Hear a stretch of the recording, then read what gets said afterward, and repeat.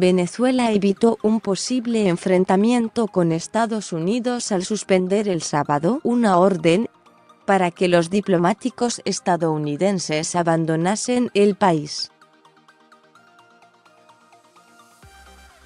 Luego de amenazas y una retórica envalentonada, el régimen chavista dio marcha atrás en su ultimátum y abrió una negociación para modificar el vínculo bilateral. Nicolás Maduro rompió relaciones con Estados Unidos el miércoles luego de que el gobierno de Donald Trump, como muchas otras naciones de la región, reconoció al líder opositor, Juan Guaidó, como presidente interino del país, un movimiento que Maduro calificó de intento de golpe de Estado.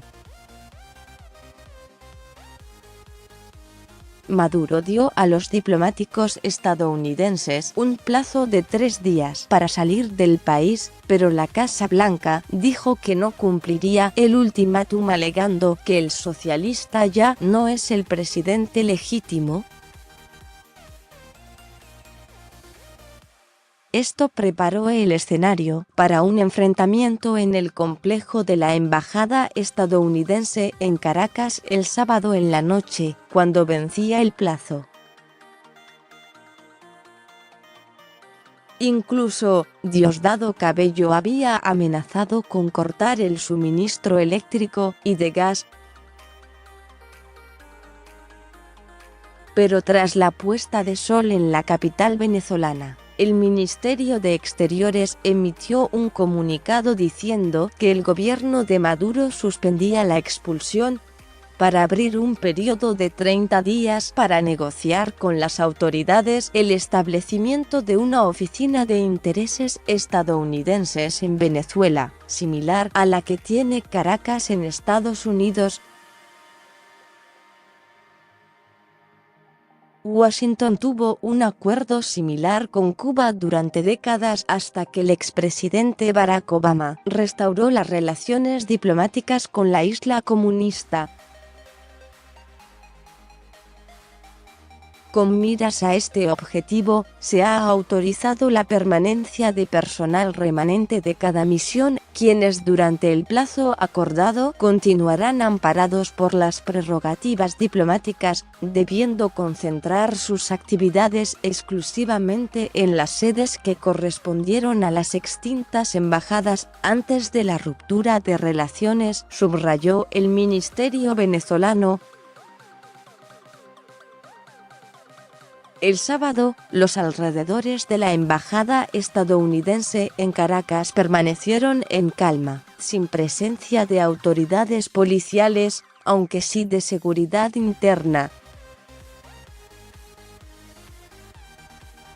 El Departamento de Estado de Estados Unidos no confirmó la versión del Ejecutivo venezolano, pero reiteró que su prioridad sigue siendo la seguridad de su personal y que el cierre de la alegación diplomática no entra en sus planes. Antes el sábado, el secretario de Estado de Estados Unidos, Mike Pompeo, dijo ante Consejo de Seguridad de Naciones Unidas: "Permítanme ser 100% claro. El presidente Trump y yo esperamos que nuestros diplomáticos sigan recibiendo protección en virtud de la Convención de Viena. No pongan a prueba a Estados Unidos en nuestra determinación de proteger a nuestra gente". Durante la reunión del Consejo de Seguridad, críticos y partidarios del gobierno de Maduro se enfrentaron en un reflejo de las profundas divisiones en lo relativo a Venezuela, que está sumida en una confrontación política y en una crisis económica que ha provocado el éxodo de millones de venezolanos.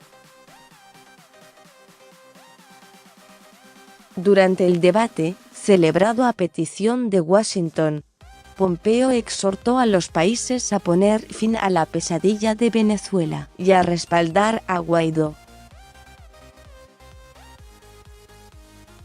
Ahora es el momento de que cada nación elija un bando, dijo Pompeo. No más demoras, no más juegos.